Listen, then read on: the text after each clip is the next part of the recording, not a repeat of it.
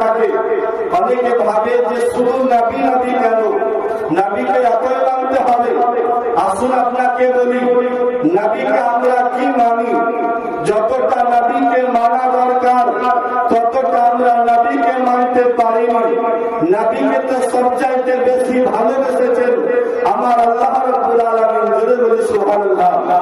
আমার আল্লাহ বেসেছেন আমার নবীকে সবচাইতে বেশি ভালো, এবং তিনি ভালোবেসেছেন এবং আমার নবীকে দুনিয়ার বুকে পাঠিয়েছেন আমাদের হেদায়েতের জন্য। ওই নবীকে কেন ভালোবাসবো, এটা হলো প্রথম কথা, যে নবীকে ভালোবাসবো কেন।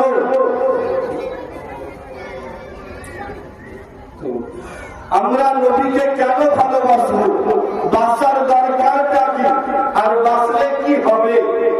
যদি আমরা না জানি তো ভালোবাসতে ইচ্ছা করবে না। বিরাদারিন মিল্লাত ইসলামিয়া, রাসূল পাক সাল্লাল্লাহু তাআলা আলাইহি ওয়াসাল্লাম তিনি সাহাবাদের সম্মুখে কিয়ামতের বর্ণনা করতে আছেন। হে সাহাবায়ে কেরাম, তোমরা কি কিয়ামত সম্পর্কে জানো, যে কিয়ামতের অবস্থা কি হবে, কিয়ামতের দিনটা কেমন হবে? ও সাহাবায়ে কেরাম বলতে আছেন, ইয়া রাসূলুল্লাহ, আল্লাহ এবং তার রাসূল ভালো জানে। আমার ইলমে গায়বের সংবাদদাতা পয়গম্বর নবী পাক সাল্লাল্লাহু তাআলা আলাইহি ওয়াসাল্লাম বলতে আছে, শোনো, কিয়ামতের মাঠ এমন মাঠ হবে যেটা আপনার তামার মতো হবে। দুনিয়ার মাটি নয়, বরঞ্চ তামার জমিন হবে।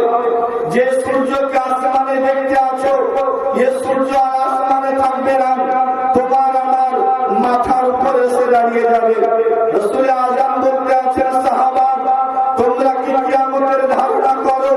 ওই দিন সূর্য যখন সবার মাথার উপরে আসবে, আদম থেকে নিয়ে শেষ নবী আমার উম্মত পর্যন্ত সমস্ত উম্মত কাল কিয়ামতের ময়দানে যখন উপস্থিত হবে, সূর্যের তাপে মানুষের শরীর থেকে ঘাম প্রবাহিত হবে।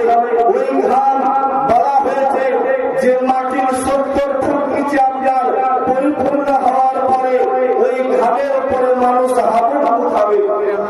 যে যেরকম গুনাহগার হবে, কেউ আপনার হাঁটু পর্যন্ত, কেউ মাজা পর্যন্ত, কেউ গলা পর্যন্ত এইরকম নিজের ঘামে হাবুডুবু খাবে।